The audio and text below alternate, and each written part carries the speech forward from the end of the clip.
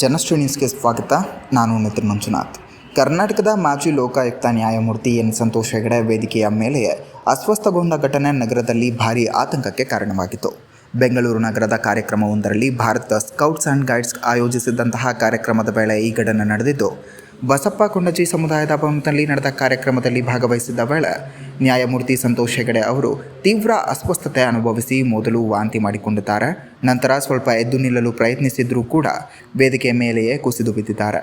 ಘಟನೆಯಿಂದ ಅಸ್ವಸ್ಥರಾದ ಈ ಘಟನೆಯಿಂದ ಅಲ್ಲಿದ್ದವರಲ್ಲಿ ಆತಂಕದ ವಾತಾವರಣ ನಿರ್ಮಾಣವಾಗಿತ್ತು. ತಕ್ಷಣವೇ ಅವರನ್ನು ಆಸ್ಪತ್ರೆಗೆ ಸಾಗಿಸಲು ಕ್ರಮ ಕೈಗೊಳ್ಳಲಾಗಿತ್ತು.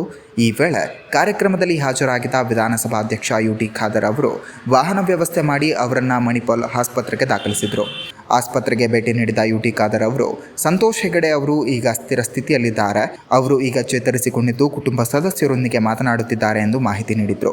ಆರಂಭಿಕ ಮಾಹಿತಿ ಪ್ರಕಾರ ಶುಗರ್ ಕಡಿಮೆ ಆಗಿದ್ದ ಕಾರಣದಿಂದಾಗಿ ಅಸ್ವಸ್ಥತೆ ಉಂಟಾಗಿರಬಹುದು ಎಂದು ಶಂಕಿಸಲಾಗಿದ್ದು, ನಿಖರ ಕಾರಣ ಇನ್ನೂ ಸ್ಪಷ್ಟವಾಗಿಲ್ಲ.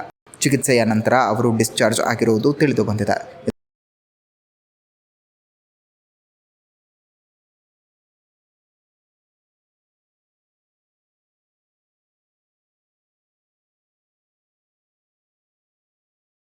ಇದೇ ರೀತಿಯ ನಿರಂತರ ಅಪ್ಡೇಟ್ಗಳಿಗಾಗಿ ನೋಡ್ತಾ ಇರಿ ಜನಶ್ರೀ ನ್ಯೂಸ್.